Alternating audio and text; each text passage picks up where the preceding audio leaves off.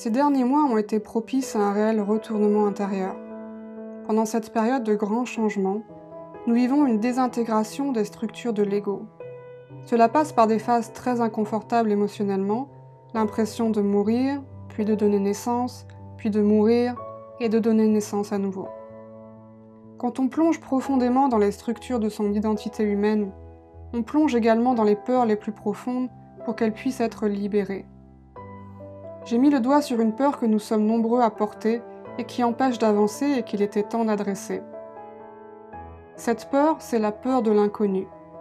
La peur de l'inconnu, c'est la peur de prendre des chemins inconnus par crainte qu'il n'y ait des conséquences négatives. On préfère rester dans sa zone de confort, dans des terrains connus. Le problème, c'est qu'en faisant cela, on peut certes ressentir une certaine sécurité, mais cela n'amène aucune expansion et on finit par tourner en rond. Je me suis plongée dans la source de cette peur.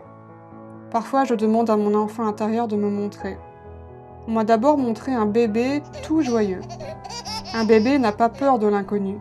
Au contraire, un bébé est dans un état d'accueil total de la vie et s'émerveille de la nouveauté au fur et à mesure qu'il découvre tous les aspects qui composent notre monde terrestre.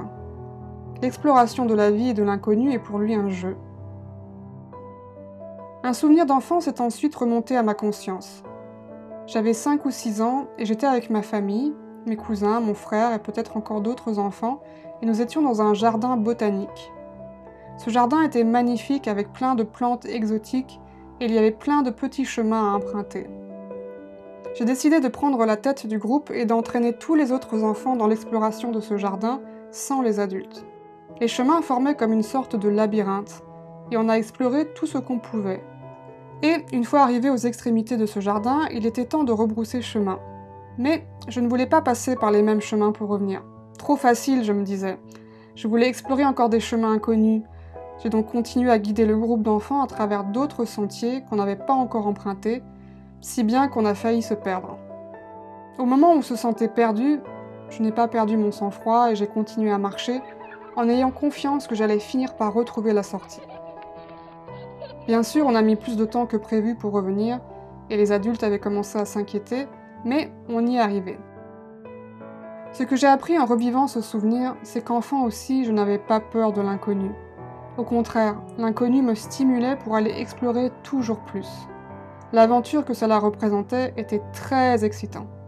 Je n'avais pas peur de me tromper ou de me perdre, j'avais toujours confiance que l'inconnu me ramènerait à bon port, et que le challenge, c'était justement de me laisser guider par mon intuition et mon sens de l'orientation. C'est en grandissant qu'au fur et à mesure, les épreuves de la vie s'accumulent et qu'on finit par construire cette peur de l'inconnu. Parce qu'on s'est pris des coups et qu'on se dit qu'on ne nous y reprendra plus. Alors on se surprotège, on ferme des portes, on renonce à certaines opportunités, on s'enfonce dans un train-train quotidien bien mesuré, pour que surtout, plus rien de négatif ne nous arrive.